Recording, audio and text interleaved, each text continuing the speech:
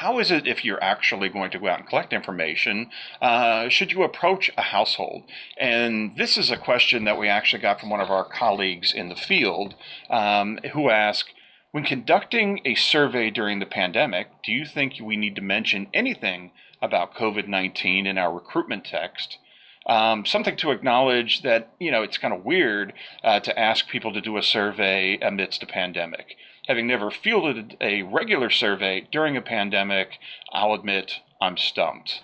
Well, thank you for that question. And as I noted earlier, I think it really is critical that we are out there collecting information. But I can understand why researchers would feel more than a little uncomfortable, perhaps. This is new territory for us all.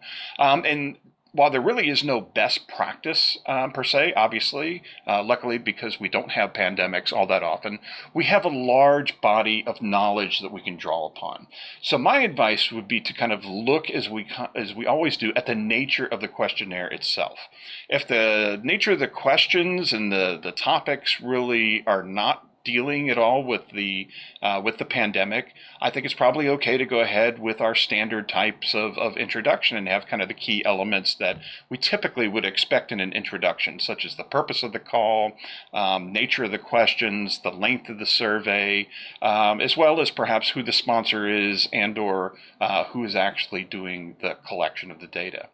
If, however, the nature of the questions are much more sensitive and/or they relate to the coronavirus pandemic and could potentially trigger an adverse event by the respondent, an emotional or mental health type of event, then I think what we need to do is draw on our long history of conducting sensitive surveys. And in those types of surveys, we typically add new types of information to that baseline introduction I just talked about. We would add things like letting folks know that this is related to some of these topics are related to the coronavirus and that they may have a triggering effect. And most importantly, perhaps, is that we need to make sure we're providing them with information either at the end of the call when they want afterwards, or if we need to transfer them directly during a call, we need to give them information about a helpline and where they can seek that particular help.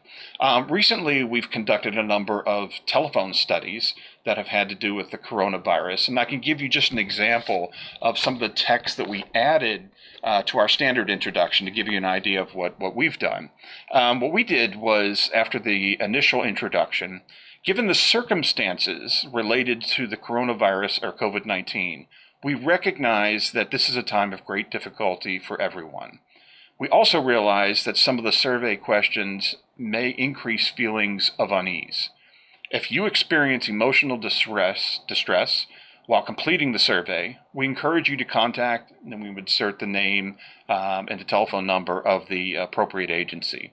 Counselors are available to listen and help 24 hours a day, 7 days a week. The helpline is free and confidential. I can also transfer you directly at any point during the survey. Shall we continue?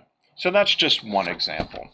As I've noted, we're in a totally different world here with the pandemic and the post-pandemic world. It's critically important that we collect information from individuals and households and extended families to understand the extent of the issues that they are facing, so we can develop plans, we can marshal resources, and we can help to solve those particular issues. As we continue to learn about new ways of collecting information and some of the other issues that may go along with collecting data during a pandemic, I will certainly be glad to share that information through this forum and various others. Please feel free, if you want more information, to look us up at abtassociates.com.